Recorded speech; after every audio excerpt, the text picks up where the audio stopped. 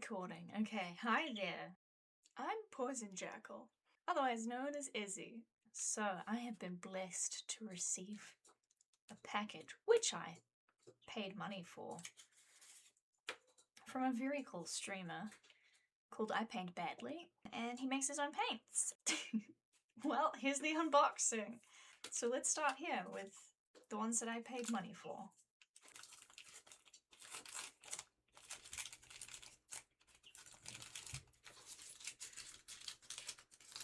Whoops.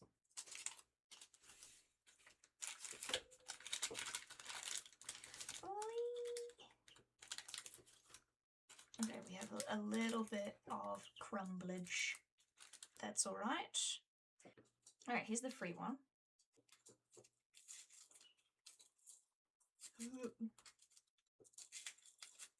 Oh my. Fuck.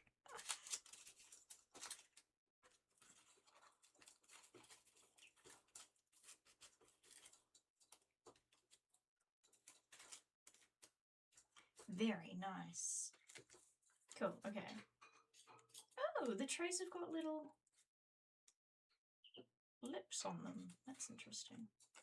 I think they will fit. However, that is 12 already. So, how do I want to do this? Well, also this is kind of valuable space. Oops. Ooh, there's like a turquoisey. That's interesting. A green. I'm kind of just guessing these colors. I don't recall what the list said. I think that's black. Well, that's gonna go over there.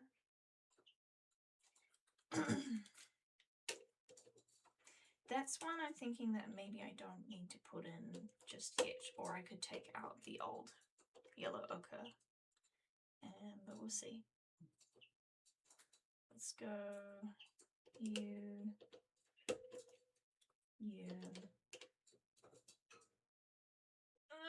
Oh no! It's bigger! Right, like this blue. Okay.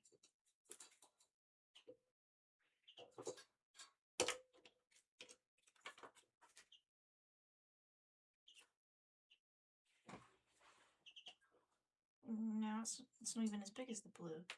How did I fit that in?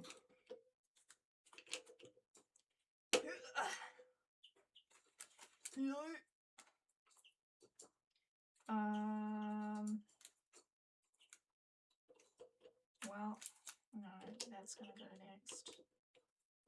And that. Oh yeah, we're running out of room. Just kidding, it's this one.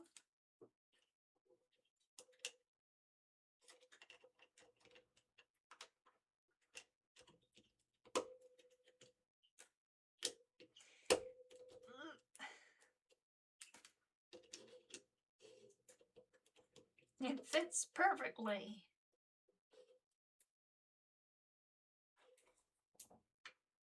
And then I'll just keep this as a spare. Black.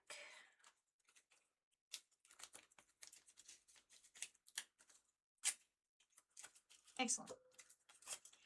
Excellent. Right. Now for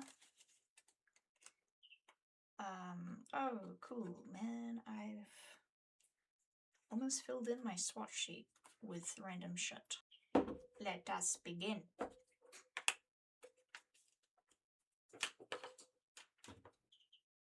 Oh, don't tell anyone, I'm using not very clean water.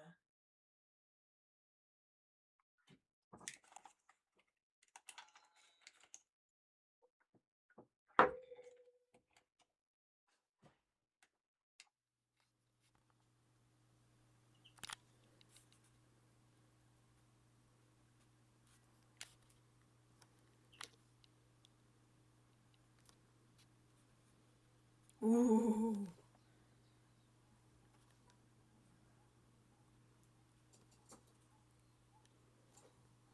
Alright, this is the free one.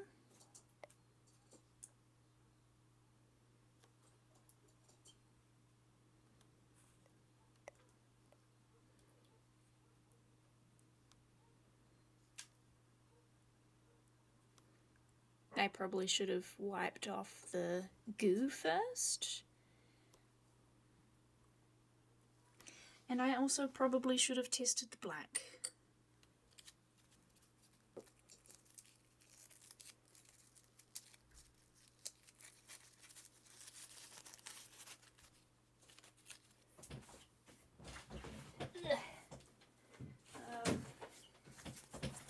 This isn't a very good watercolour book anymore, but I do have swatches in here already.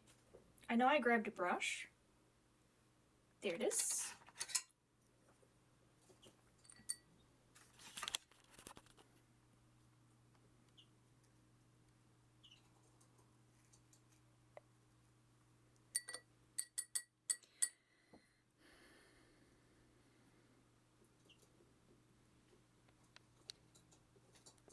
Oh wow, that's such a different blue on the camera than what it is in person.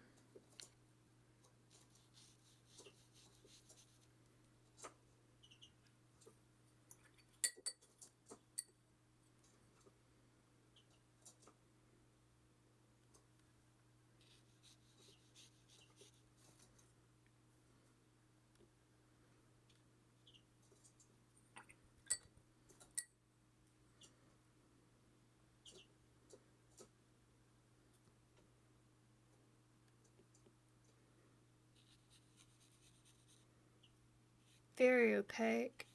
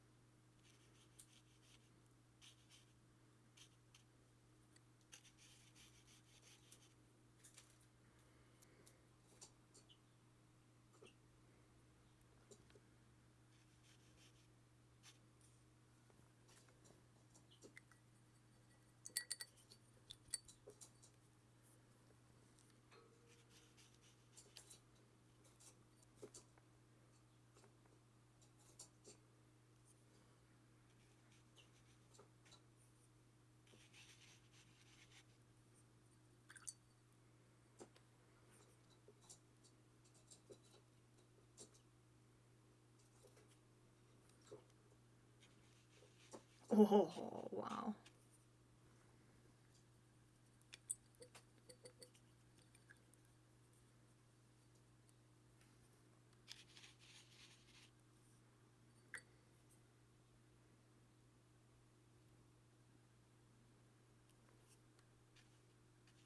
That is a gorgeous color.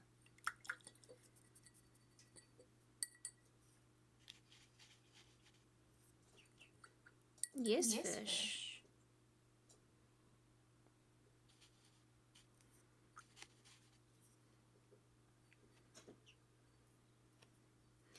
Ta-ta-ta.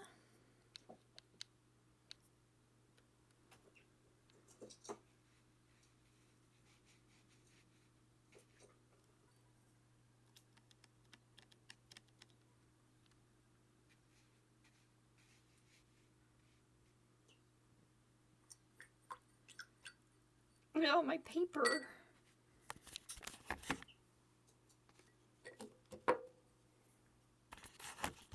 Alright, and then... Oops.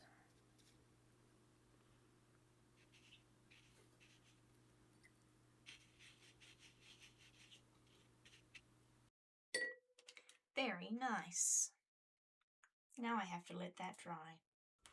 What I will do in the meantime is find out the list of colors. Oh my god, I'll link these in the description!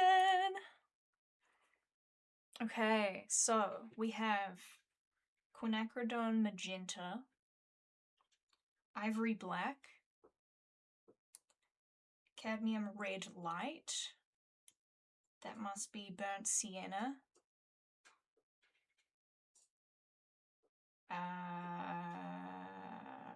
No. That must be Venetian red. And then that's probably burnt sienna. And then that's burnt umber. Yellow ochre. Bismuth vanadate yellow. Lemon. Chromium green oxide. Chromium green oxide. Cobalt turquoise. Ultramarine blue and phthalo blue. And then this is Benzie yellow. So I will write those on top with a nice pen, if I can find one. So the one you want is always in the deepest corner of the pencil case. Okay, I'm seeing a little bit of a purple color shift in here, and that's probably because this is actually messy. I didn't clean crumbs off the top, so you can also kind of see them there. This purpley crumb, so I've managed to get it into the mix somehow. I'm very interested in that the two darker blues appear to be the most transparent out of the lot. However, they were the first two that I swatched, which means that they probably had less time to react with the water, and my brain probably was treating them differently. So that could be part of that. I guess one way to figure that out is to come in now and give it a little bit of a doodle.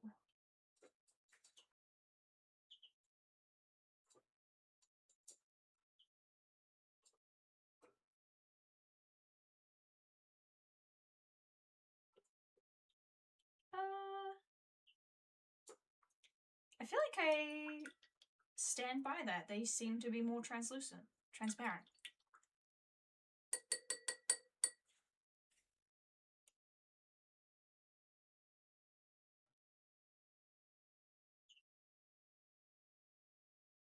That could work quite well for where you want to show light effects, I would think. I'm thinking of a picture that I saw the other day. It was a YouTube thumbnail. Okay, so you can see most of the thumbnail. Wait a sec. Let me do that. Oh, don't do this to me. Just be normal. You've got God. tools. Technology! Okay, here's the thumbnail. For the video,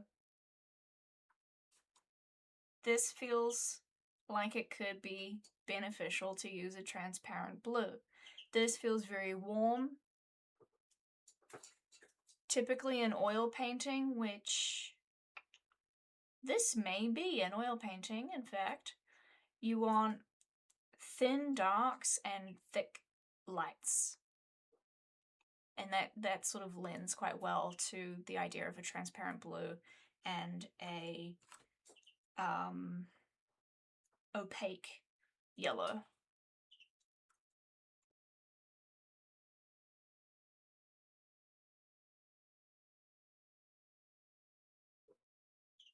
You wouldn't put flat yellow on this though. You would still make it transparent anyway, a little bit in watercolor. So that's what I'm thinking.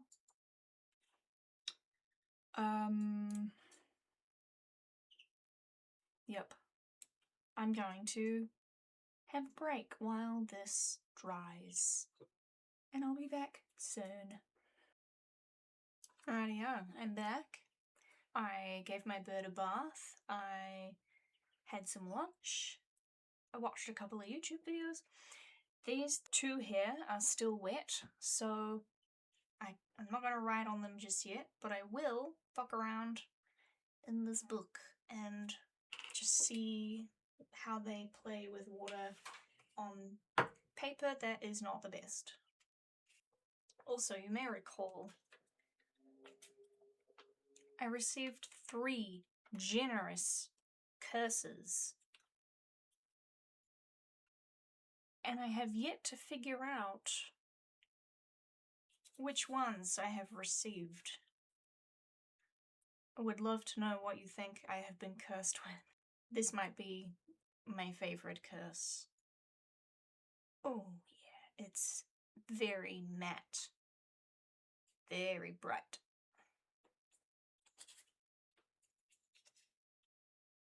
This one has a bit of a gloss.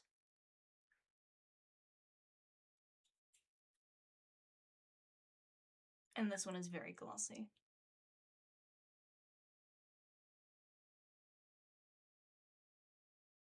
Perhaps this is the curse of never having my camera in focus. I'm using a Mossery book. Okay? And it was very nice when I first got it, but I think, can paper get old? Because it doesn't really like, it doesn't feel nice to do water mediums on anymore. Actually, that one was okay, but this one, I remember this one really had me struggling. So I just assume now that it's not very good for very watery stuff. I don't know if you can see that. This just, it has a strange texture now. I feel like it buckles a lot more than it used to. It bleeds a lot. That's got a lot of bleeding from the next page over, so yes, that is what I sort of struggle with at the moment with this book. So I just assume that potentially this will get ruined. You know what? I like that one actually, so I'll just do it on this page. Maybe I'll do a drawing on the other one. That's alright. Okay, problem solved. Don't intentionally ruin the paper. Alright, now let's just fuck this page up. I will get some clean water first. That is always a good idea. Oakley dokley. Let's reapply a couple of drops to each one.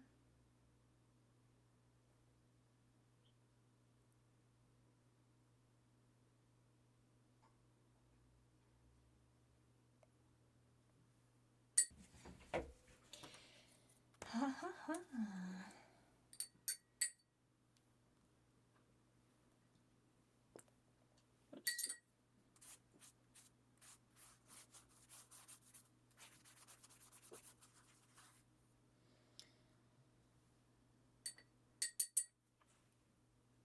Well, I just like this color. I'm just gonna start with that.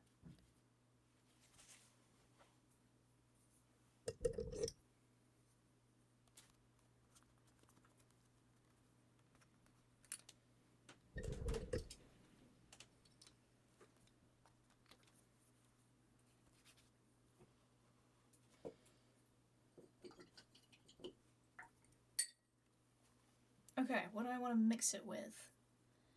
Perhaps one direction can be a yellow. Okay, just a little voiceover here so that I can add in. I wish there's a couple of things that I wish that I'd done, but the video was starting to get too long, so I basically they're in different video, I guess. They might be in a different video, I don't know. So the first thing that I didn't do is actual mixing in this playtest. So basically I just put it on the page and let it do what it wants, because I find that to be fun. I like the results of that usually. So there wasn't any like pushing yellow into blue to see what kind of green it makes. There wasn't any testing to like figure out what kind of color combos I could get. So I can do another little video that includes those at some point. And then something else as well is I did eventually use these to do a piece. It is 90% watercolor and 10% ink. And so I can pretty much just do a time lapse of that and upload that, and maybe do a little mixing thing on the side. So there may be a part 2 of I'm Painting Badly's watercolor review coming out eventually. So keep your eyes peeled for that.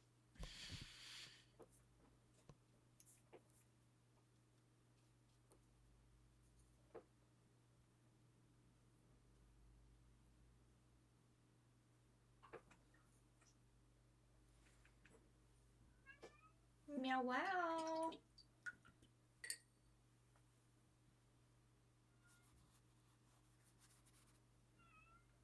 What? This one.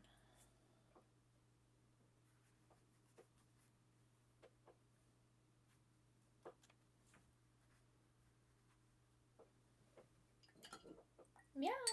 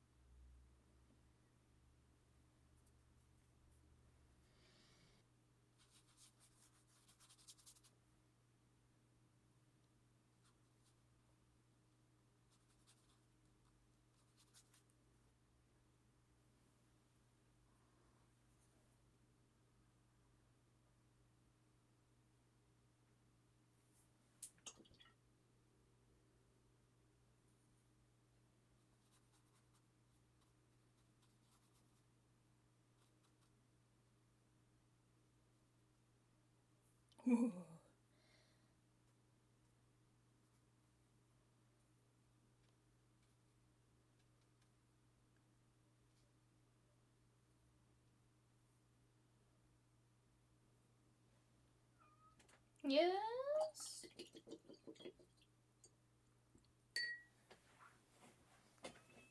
Yeah.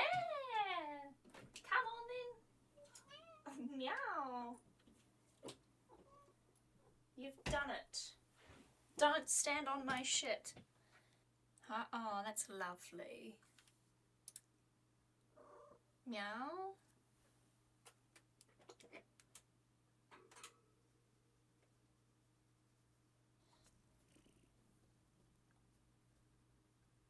Oh, isn't that good?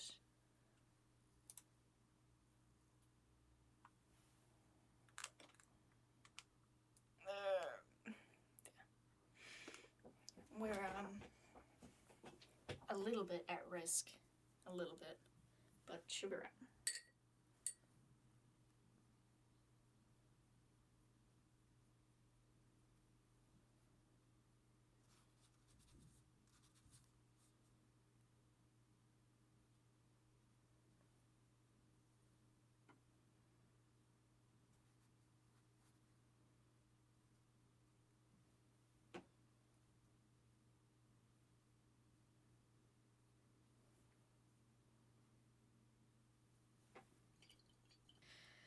Yes, we've done. Oh, what were the names again?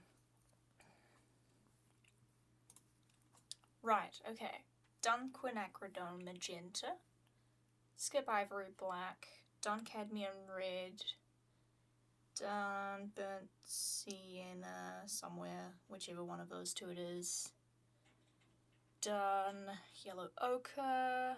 Whoops, skipped a couple. Did the Venetian red, did the burnt umber, which is beautiful.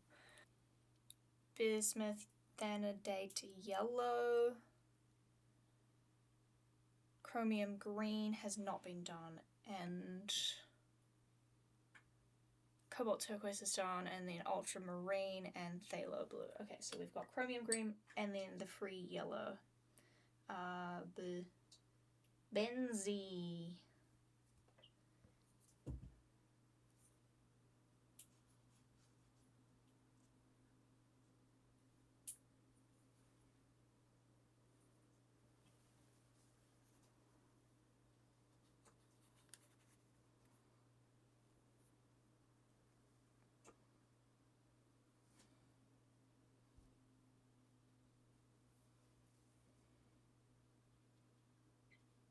Beep.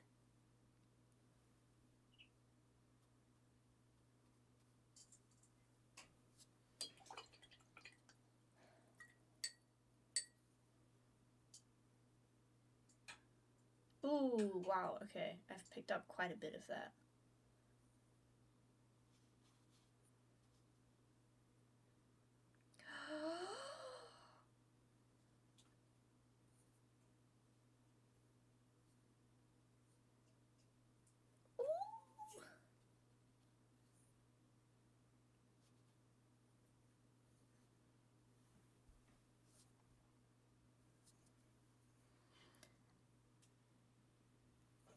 Wow.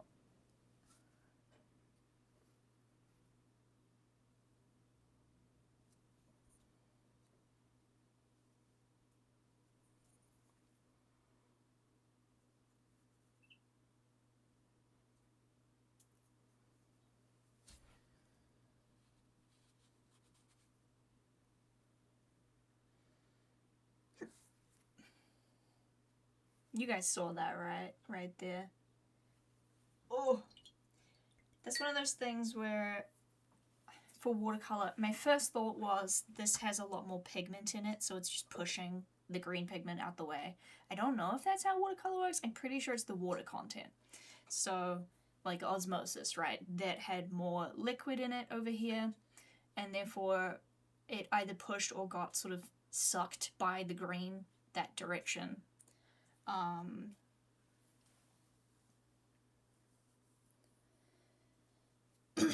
And when that does happen, it's fascinating.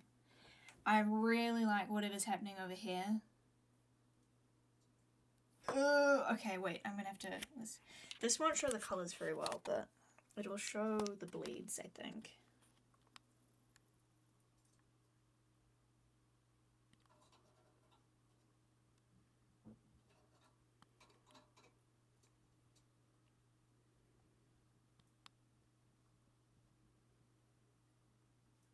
And it's not even done either. It's gonna keep mixing and just sliding around wherever it wants.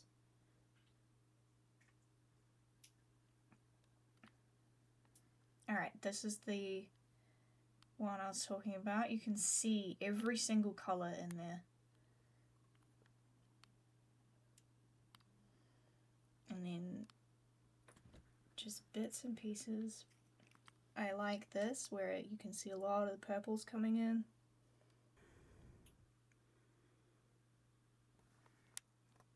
Blues and browns are always really nice.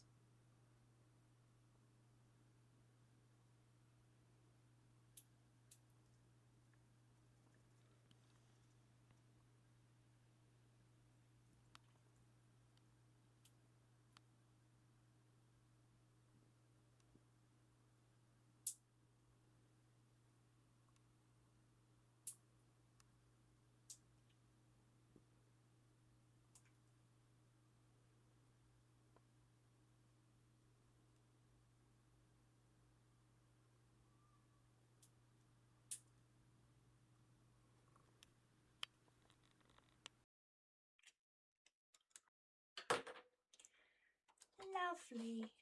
You're going over there. This is looking a bit drier, so I will do my best to write the colours on there, the names. I guess I should probably not write the names for burnt sienna and Venetian red, because I kind of can't tell the difference. That's the Winsor & Newton burnt sienna, and it's kind of orange. This one, I believe. I've got a feeling that this one is burnt sienna and this one is Venetian red next to the quinacridone.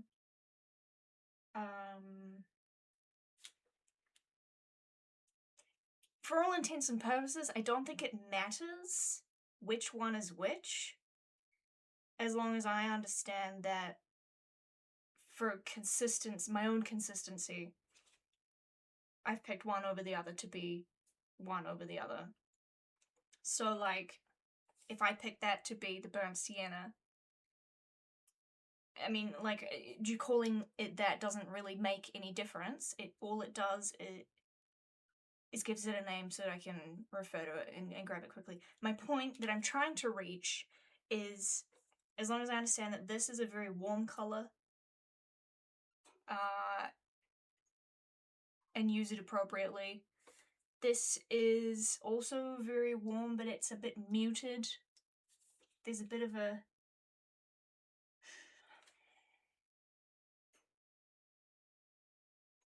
I don't know how to explain it. This feels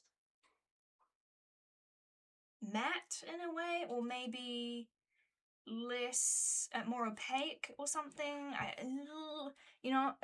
The whole deal is that you spend time with it, you figure out how it works, you like build a relationship with your paint, and that way you know what to expect, or remove your expectations, right? So like for moving forward, if I go ahead and make a painting using these colors, I probably remove my expectations just to see what they do. I don't go in and go, well, I know how to paint, so I'm gonna blah blah blah. No. It's Does this make sense? Ah! Alright.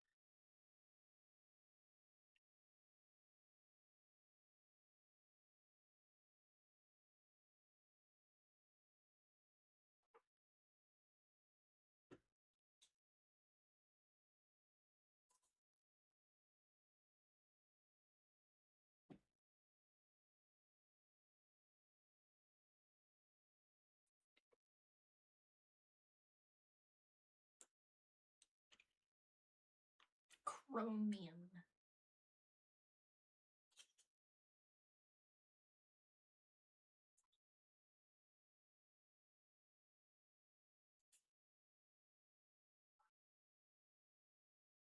Cobalt.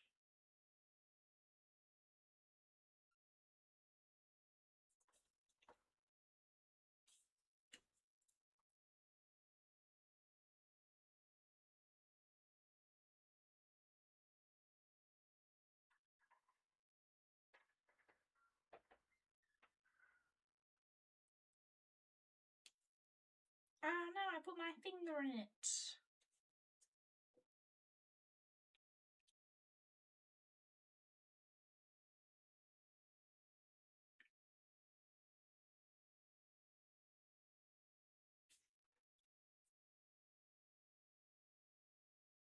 I don't think this pen likes writing on top of watercolor.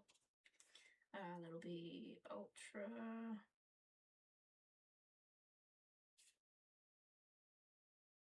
I really can't believe how much distaste I used to have for ultramarine.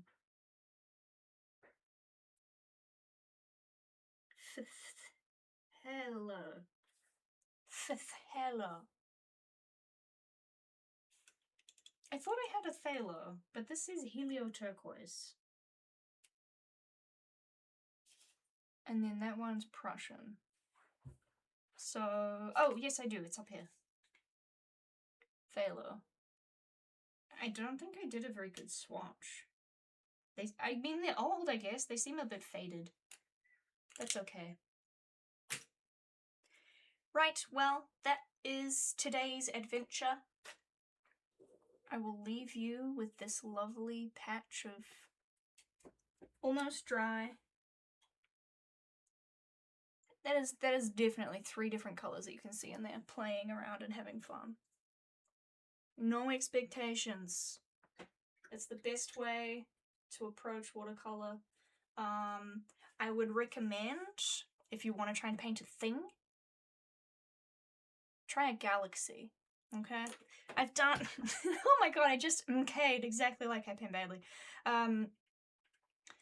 It's easy. If you do it wrong, it doesn't matter, because you can just try again, or like cover it, or whatever. And if you get it right, that's awesome. Look up a tutorial. I'll show you one day, but I don't. Not right now. Go, if you want to do it right now, go look up a tutorial. They're easy, I promise. Alright. Excuse me, thanks for watching, goodbye. As a little end note, the one downside of having beautiful, high quality, high pigmented watercolors, or probably any paint medium for that matter, is that your water gets filthy so fast. So you're gonna have to get used to getting out of your seat, changing your water a bunch of times. Even having my spare cup, that's a little bit dirty. I was trying quite hard not to get that dirty. That's a little bit dirty. So, one downside, highly pigmented means you're gonna have a lot of pigment left on your brush. It's gonna get in your water. You're gonna need more clean water trips. Oh no, boo-hoo.